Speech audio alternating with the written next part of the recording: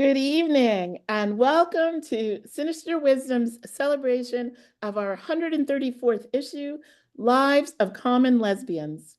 My name is Yeva Johnson, not Julie Enzer. Regretfully, she's not able to be here today, so I'm covering for her. And I'm pleased to welcome you to this evening's event on behalf of Sinister Wisdom. Before we begin, as is our custom, we spend a moment for a land acknowledgement.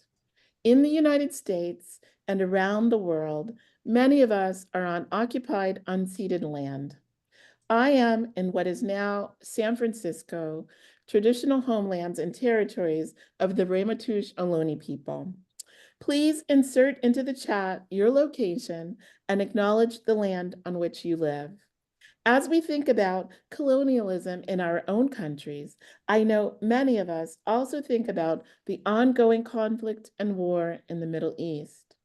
In this moment, we also pause in solidarity with all who are mourning the loss of life, all who are awaiting the return of hostages, detainees, and political prisoners, and for an end to the occupation. May we all raise our voices for peace and dedicate labor to achieve it. A brief word about Sinister Wisdom. If you're not familiar with Sinister Wisdom is a quarterly journal of lesbian literature and art. Sinister Wisdom started in 1976 and has been published consistently since. If you're not currently a subscriber, and I highly recommend this, I encourage you to sign up for a subscription today by going to the Sinister Wisdom website, which you can see in the chat. A group of monthly sustainers are vital to Sinister Wisdom. If you can give monthly to Sinister Wisdom, please sign up as a sustainer at www.sinisterwisdom.org/sustainers. Sinister Wisdom sends out emails every month when your gift comes in with behind the scenes details and new information about what we have coming for the journal. And as a sustainer myself, I love getting those emails. It is a lot of fun. I'd suggest it highly. I'd also like to remind you about the Sinister Wisdom 2025 calendar, which is now in stock and winging its way to folks who ordered it in advance and or who are monthly sustainers. If you become a monthly sustainer this fall, you will receive a free copy of the calendar. You can also order it at Sinister Wisdom's website. The calendar is, again, gorgeous, and I am excited to share it with you all on behalf of Julie this evening. We are especially thrilled to partner with One Archive Circa program for this event.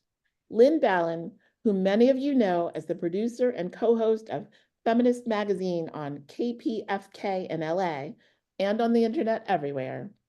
I'd like to welcome Lynn to say a few words about One Archive and Circa.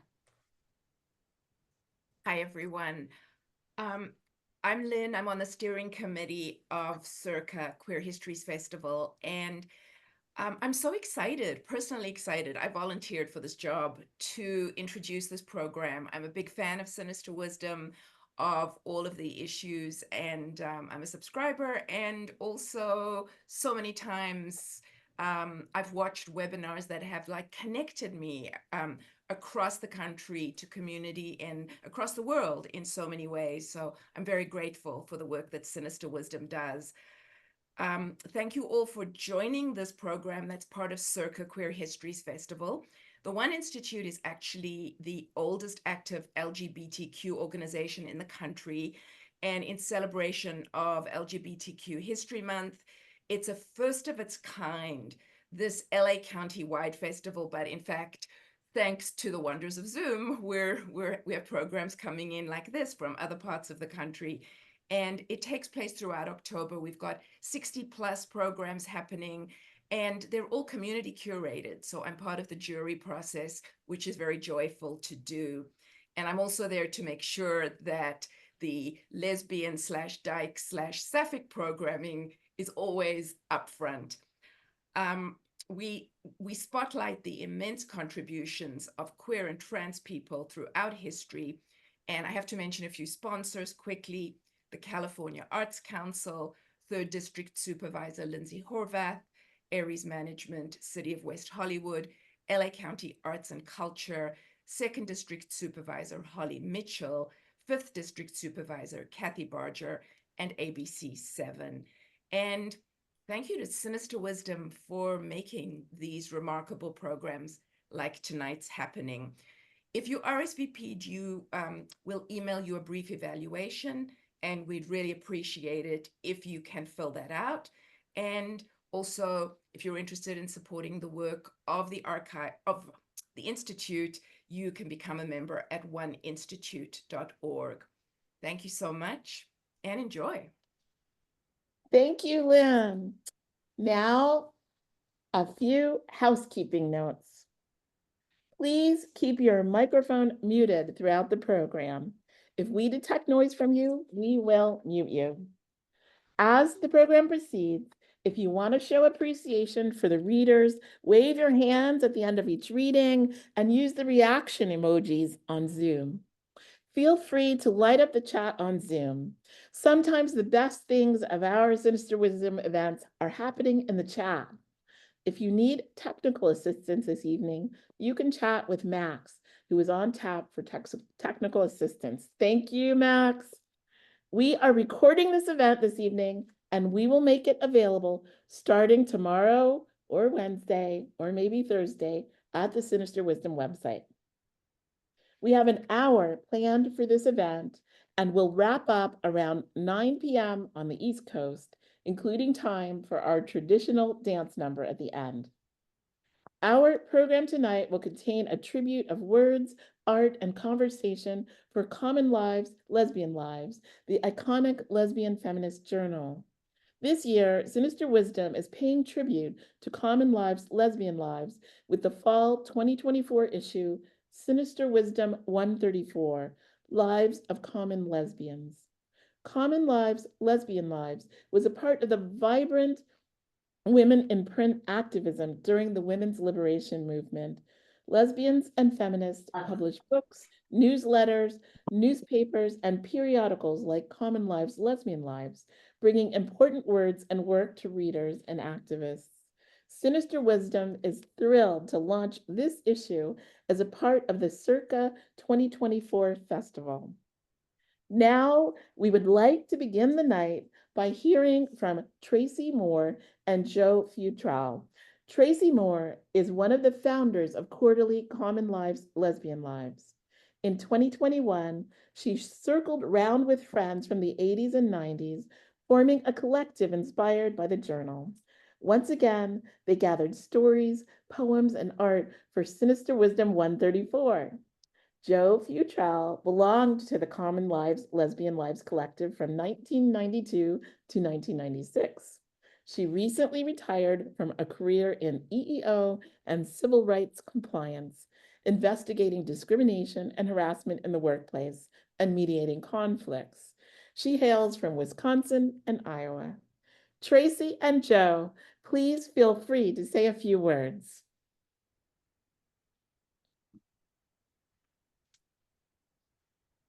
Thank you. Thank you. I'm going to give a quick thank you and then Tracy's going to speak. So just a couple minutes from me. Thank you for that great introduction. I want to say first just a huge thank you to Julie. Her support and guidance on this project was just extraordinary. And she got us through some really interesting learning experiences. Secondly, I want to give a really big shout out to Tracy and Cindy Cleary, Tracy Moore, as the founding members of the Common Lives Journal.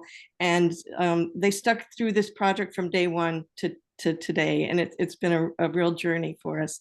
On top of that, I want to throw out a really big thank you to Erin Solander. I can't see you. Oh, there she is. Erin just did I can't even, like, lion's share, I think is the phrase that the people use, of work, and especially put this launch together with a lot of energy and dedication. So Erin, thank you from all of us. So those four of us, myself, Cindy, Tracy, and Erin, were the core group of collective that brought this book together, but I want to mention a couple other names. We had some early collective members, in particular Rowan Harvey and Papusa Molina, who just contributed enormously to this getting done. We also had a lot of help from, I'm just going to list some names, Rabbi Beth Lieberman, Juno Stilley, who I think is on today. I saw your name come up, Juno, hey. And MJ Corey, Meryl Mushroom, Rabbi Lisa Edwards, Everlyn Hunter, and Lori Haig. And a special thanks to our incredible cover artist, Lisa Schoenfielder. Couldn't have done it without her. She's just an inspiration to all of us. So that fabulous cover that you see representing some of the most well-known lesbian characters in Iowa City are on that cover. So let me give you quick context here so that Tracy can begin her part of the presentation. I was asked to just let you know that the inspiration for starting this magazine came from the co-founders of Sinister Wisdom, and that was Catherine Nicholson and Harriet Des Moines.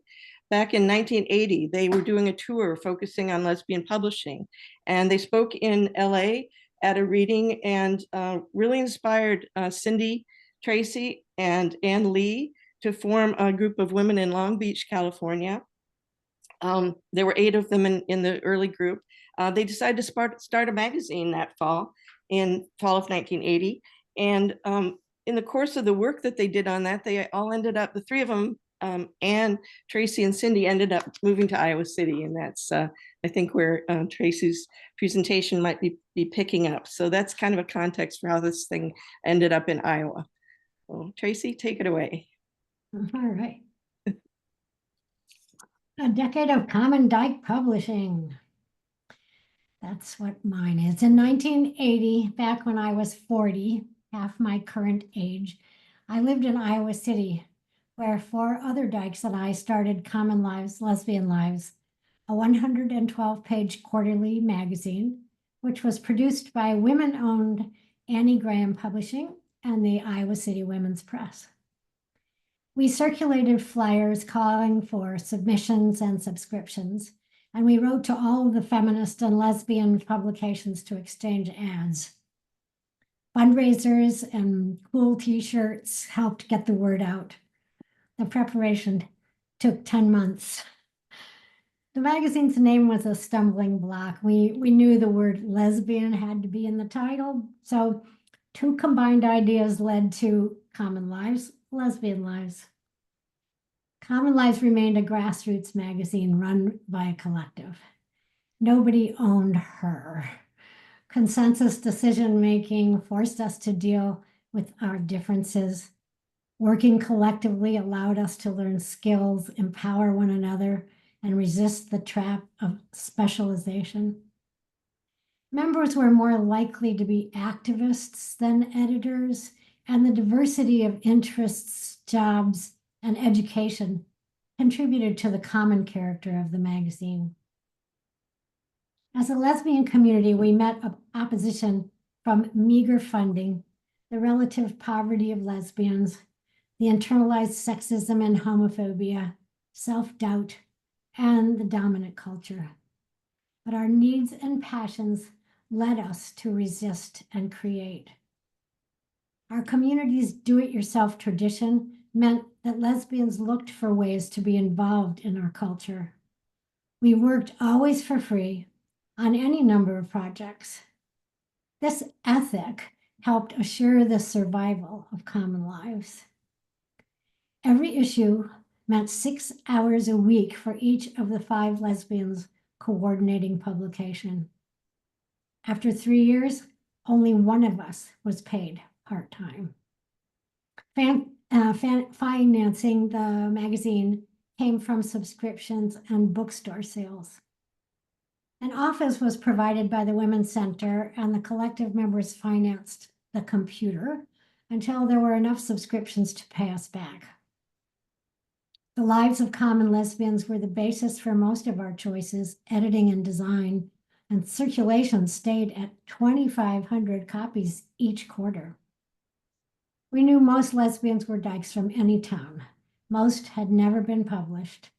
Nevertheless, a diverse group of contributors provided stories, personal histories, jokes, artwork, book reviews, photos, lyrics, music, drawing, and poetry. As our co-founder Ann Lee said, the role periodicals play is to develop authors of that literature while creating a rich and varied body of work.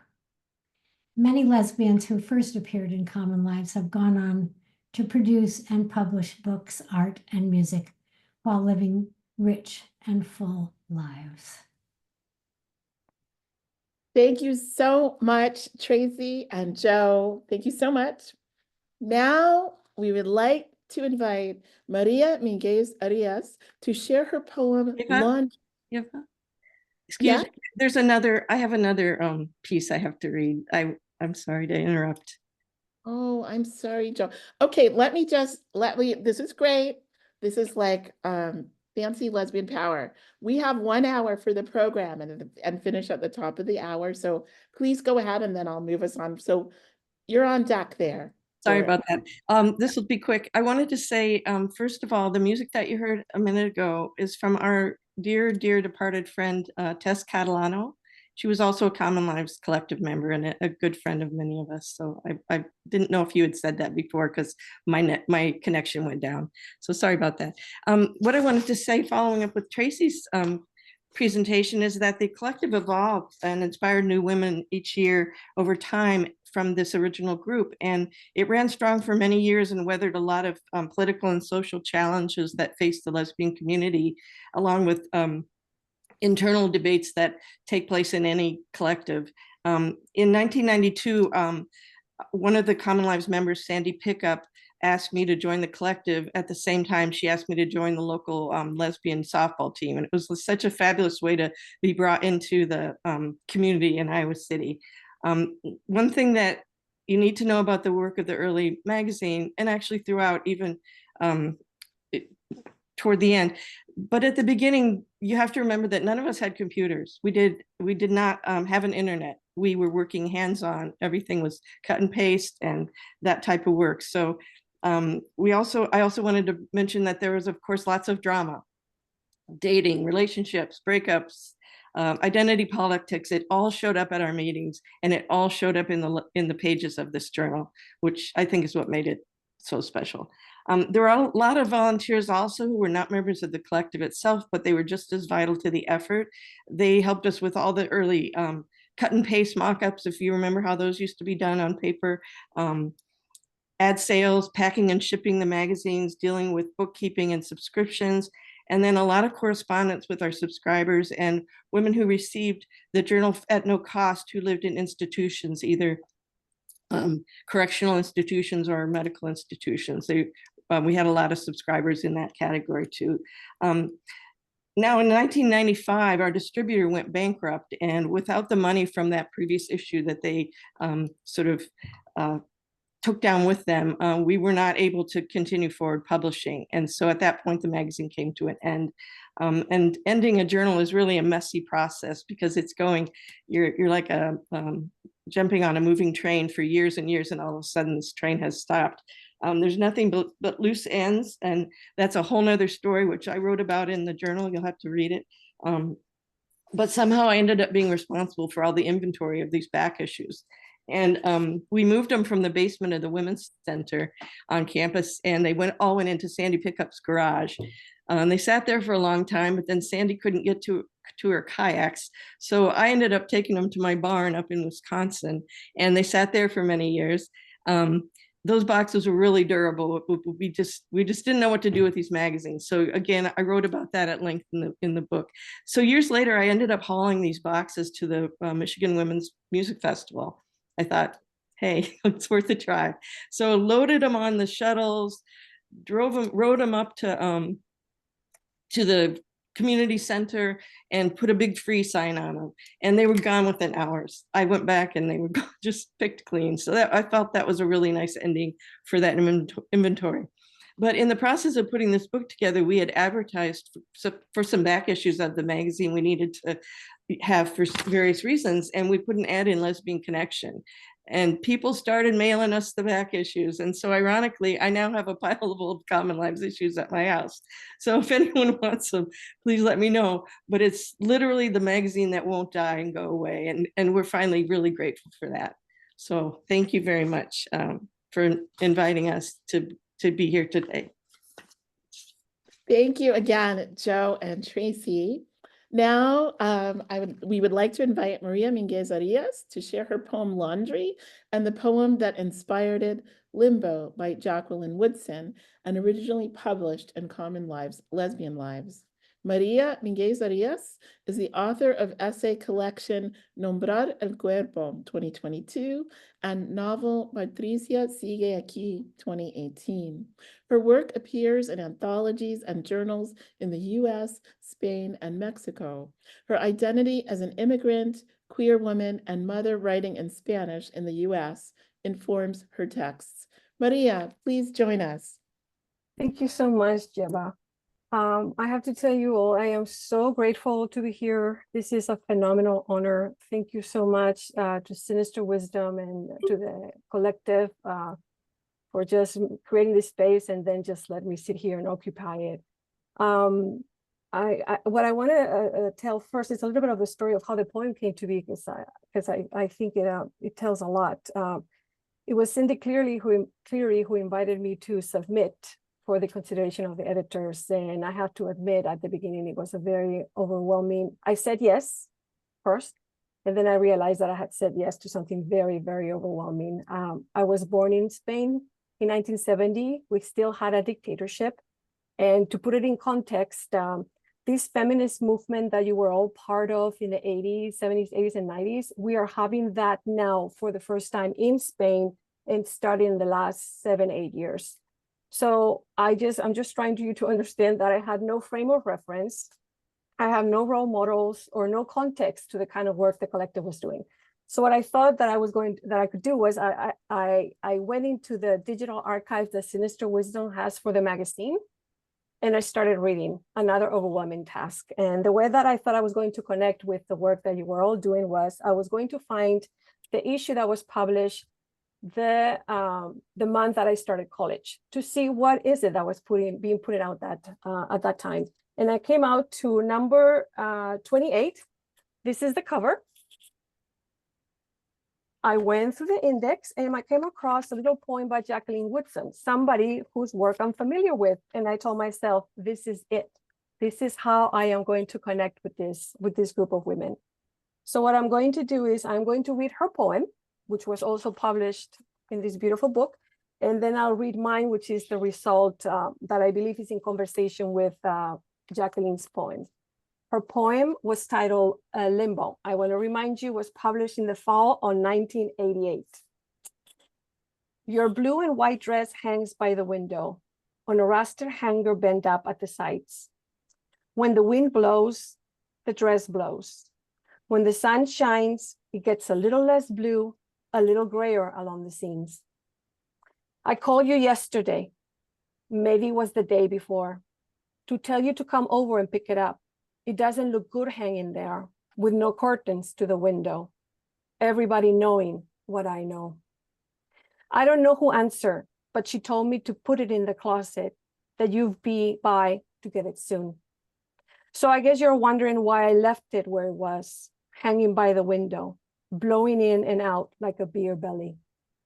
I guess I'm hoping you'll come by, maybe catch a glimpse of it and think enough to come on upstairs, I guess. That is Limbo, and I will share with you Laundry.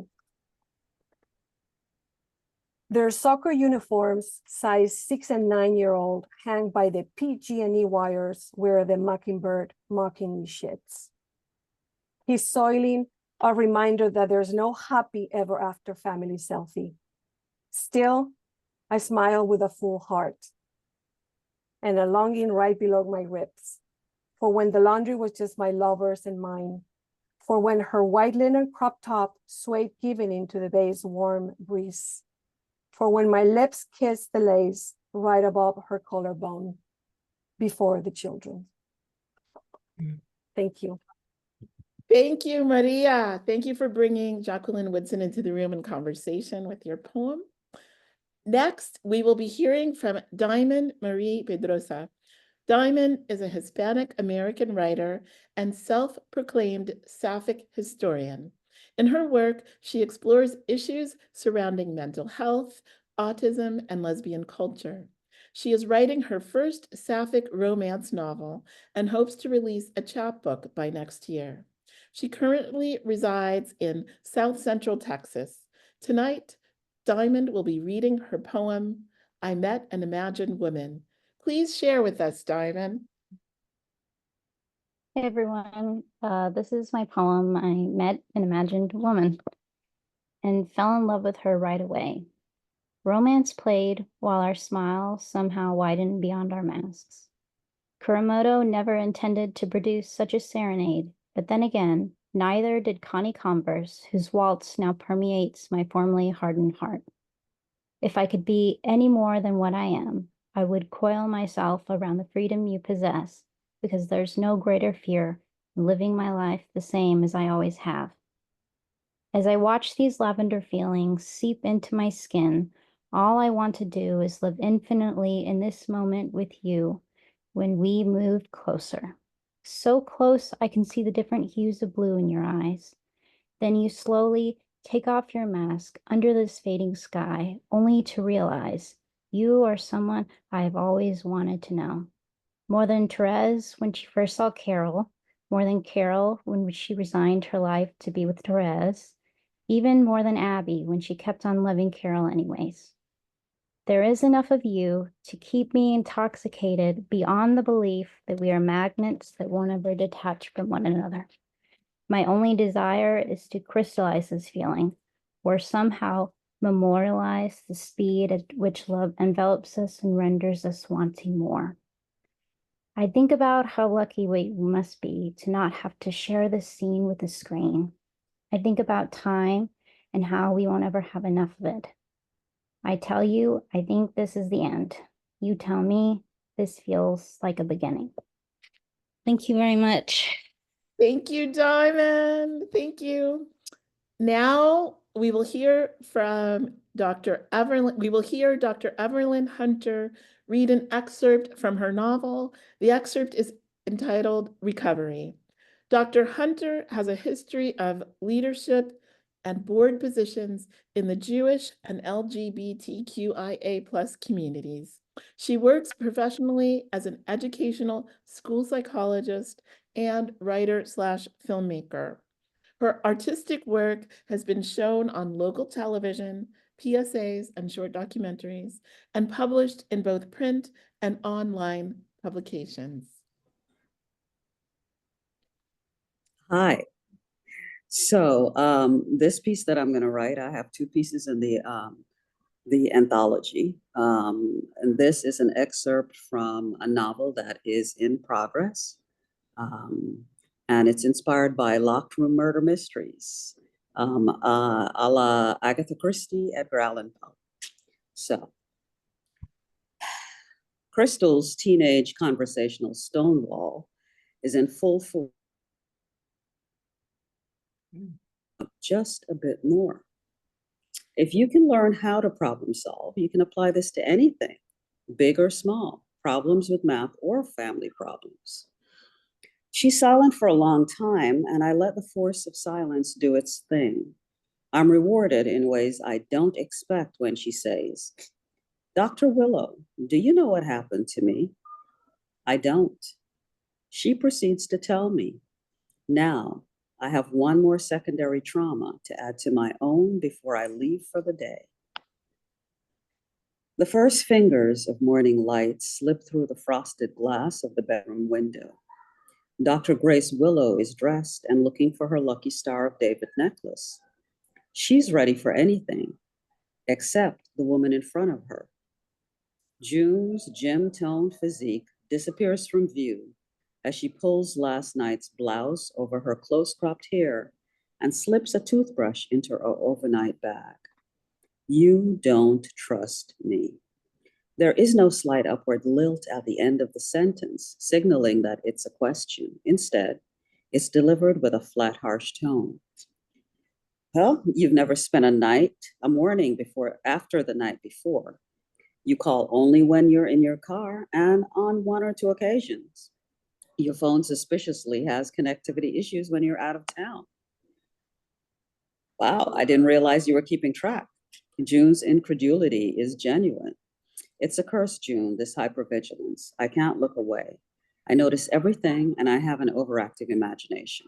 I'm always keeping track. The scream explodes as I enter the building. It's a sound that pierces the heart like a fragmenting hollow point bullet shattering into a million pieces. It goes on, stops everyone in their tracks for only a second before life goes on as if wounds such as these happened every day. Here at Bellevue Adolescent Center, they do. I know I'm on time, but cannot tell once I enter the building because there are no clocks in the lobby area and I wear no watch because the broken glass of a watch face could be used as implements of self-harm by the kids. The missing clock signals a more systemic problem. Clocks are the first clue to the level of chaos or order in an institutional setting. If the clocks all tell the same time throughout the physical space, it's guaranteed that someone in charge has ensured that everyone is coordinating with everyone else in the building. If the clocks tell different times, it's guaranteed that the environment is chaotic with everyone on their own schedule. At Bellevue Adolescent Center, there are no clocks anywhere. I walk to the second locked door, 10 feet from the locked front door. I swipe my key card and listen for the faint click of the lock disengaging before pushing through the double doors into another hallway. A locked door to the left leads to the cafeteria where the girls are in full-throated breakfast protest against what they call prison cooking. And looking at bald-headed, 6'6" tattooed Mario and tasting his food, no staff is inclined to argue with this logic. I continue on into my domain, the school hallway. Mr. Petty, an angular, furtive Cambodian with a deferential ear, lounge against the wall. Of 3 numbers in the daily lotto. He has a system that he swears works. Both men straighten up and hide their numbers as the door opens, but ease back into a slouch when I enter. Mr. Petty greets me with his usual morning salutation. Hey, what's up, Doc? Want some tea? Sure. Mr. Petty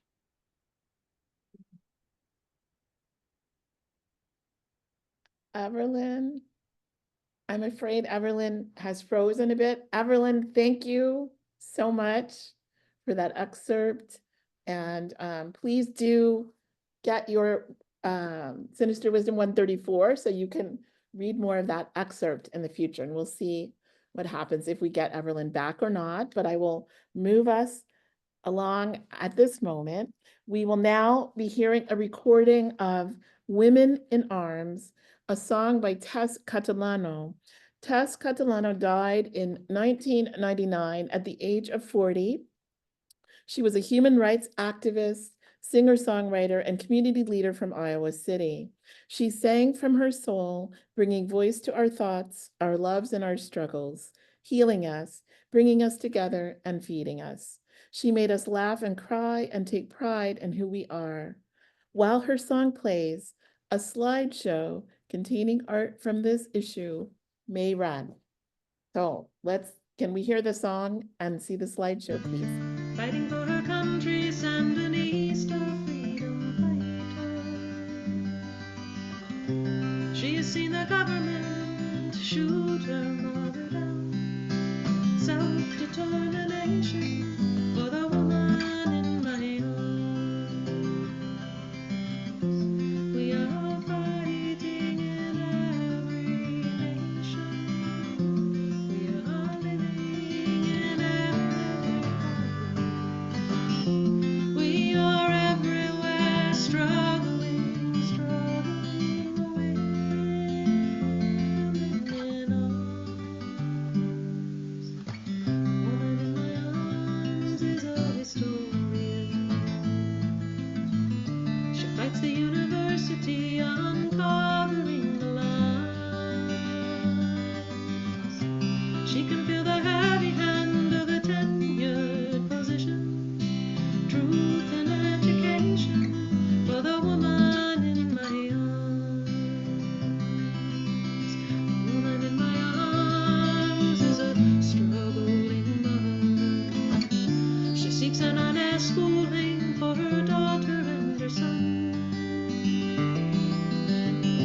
She can play the double role of secretary, mother, free daycare for the woman in my arms. We are fighting in every nation. We are living in every home. We are everywhere, struggling, struggling, women in arms. Woman in my arms is a survivor. She has fought the hands and minds of those who tried to own her. She can see her woman friends fight that battle once again and end the violence to the woman in my arms.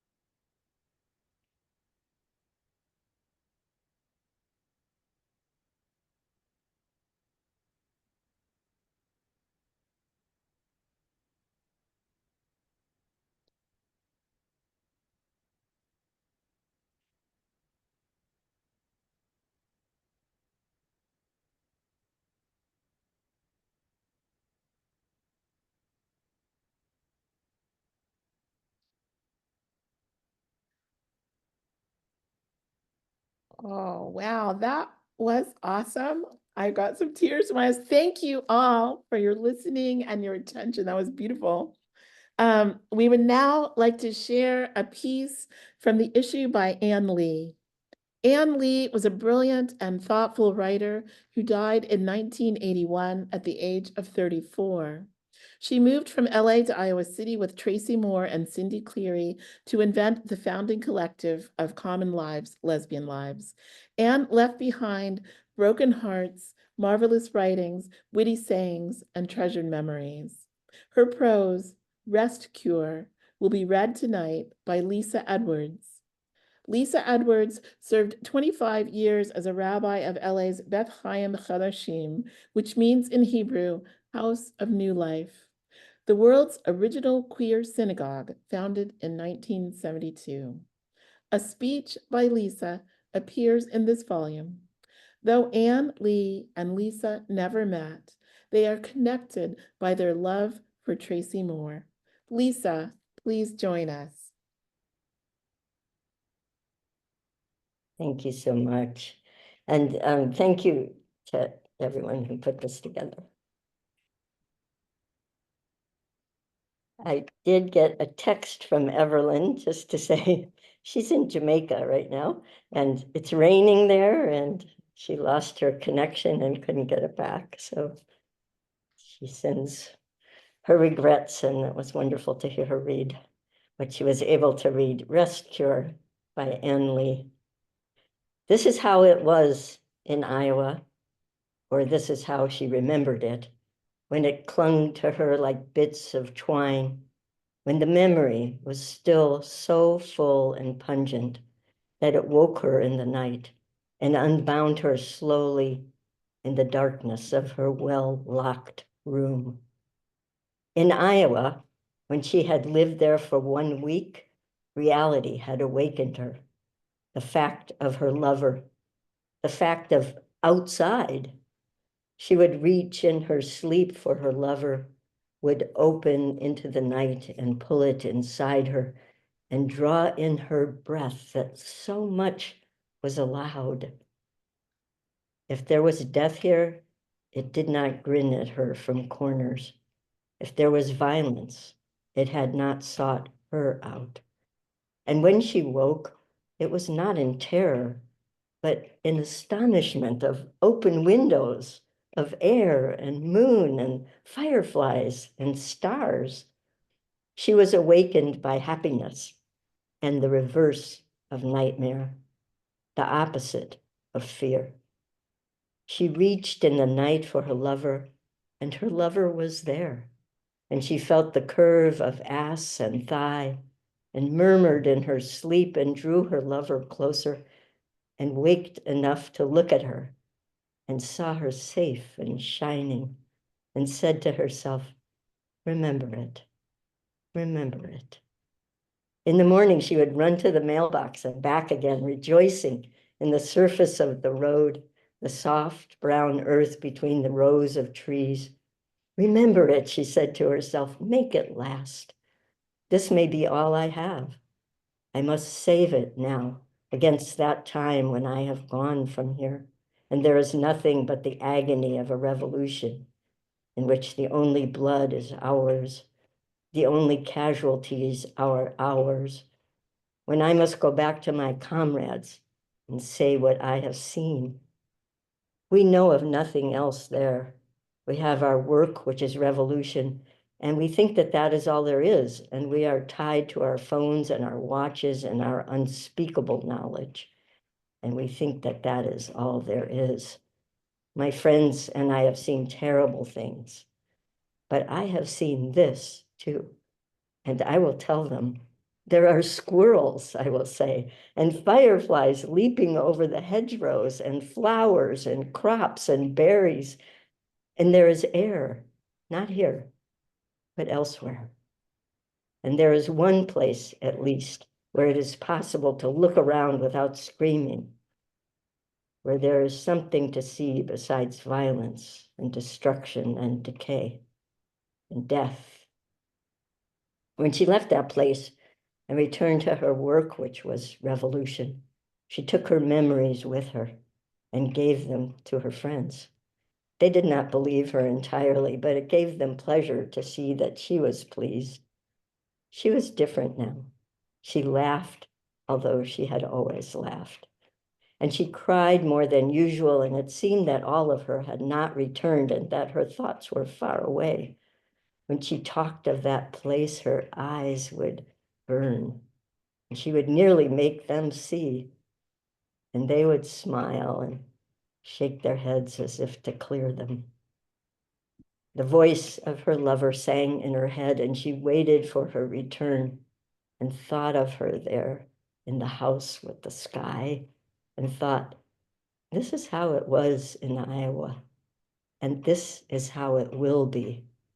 The voice of her lover sang in her head and clung to her like bits of twine, and hope was so full and pungent that it woke her in the night and unwound her slowly in the darkness of her well-locked room.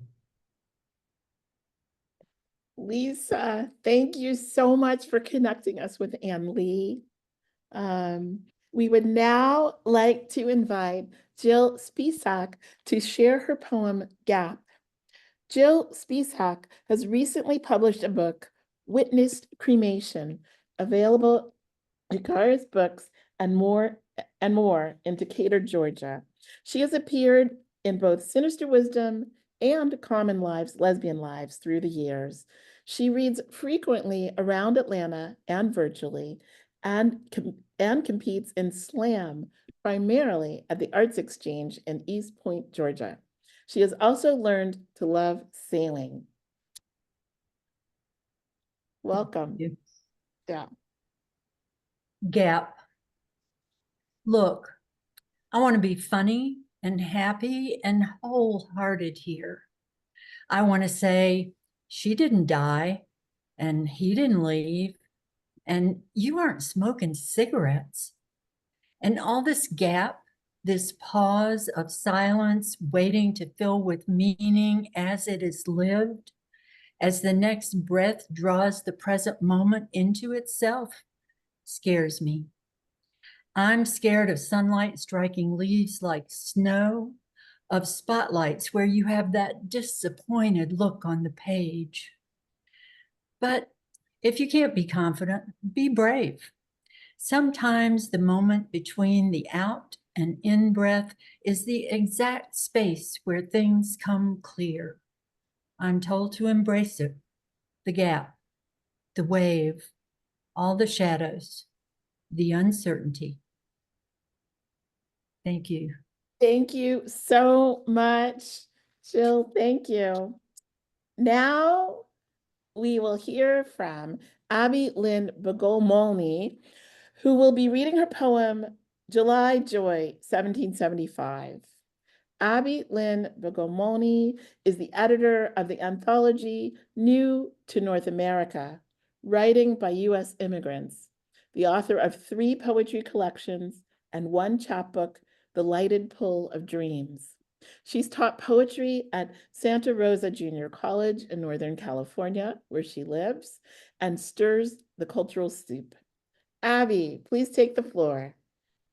Thank you. Okay, so July Joy, 1775. I wrote this because I was wondering what it would be like to be a lesbian a few hundred years ago in this country. What kind of workarounds would be necessary? Everyone loves my husband, but I married him for his sister. We tend the garden together as our strength and youth are equals. Most long and dusty mornings, we move in harmony through the rows, lilt and limb, step and lift, her long wavy hair tied until a need draws us to the creek. Whereupon we splash, laugh, and float as her hair, a freshwater fan, envelops me in its lively joy. My mother knows, as she prepares meals at our hearth, that my husband labors far from here to earn the land that feeds the family. And as a son of liberty, he will be the first to fight for the colonies. I suppose he is kind compared to most men who swear, drink, and treat us roughly. Every few months he returns for a spell, hoping to leave me with child. While it's not proper to speak of such, his sister never leaves me weak or sore. If I do not look forward to this chore, it is not that I am ungrateful. We would not have this home without him, but without his sister, there would be no joy. Abby, thank you for that. I enjoy that. Thank you. You brought joy just reading that. Now I want to say a thank you to all of our readers and contributors. I want to say a great thank you to Max, who's been doing amazing things on tech. I want to thank Julie Enger, who really put a lot into this and was not able to host. It's amazing. I have like even more awe of Julie than I had before. It was quite great. Thank you to everyone who joined us this evening. It's so wonderful to be with you all and think with you all and experience this with you all. If you do not already have your copy of Sinister Wisdom 134, Lives of Common Lesbians, please order online at our website. You can see it coming up in the chat. The video from this evening's event will be available at Sinister Wisdom's website tomorrow or Thursday. The link is in the chat. We have so much fall Zoom goodness happening. Join us for Genealogies of Jewish Lesbian Novels, a panel discussion on identity-based narrative on October 29th at 7 p.m. Eastern Time. And the Art of Sinister Wisdom, a calendar celebration. Remember that calendar I mentioned earlier? It'll be on November 12th at 7 p.m. Eastern Time. Both fantastic events coming up. You can keep up with us at the Sinister Wisdom website, and that link will be in the chat as well. And as per our custom with Sinister Wisdom online Zoom events, now we dance. And when it's done, the party will be over. So dance and enjoy. Thank you so much for coming.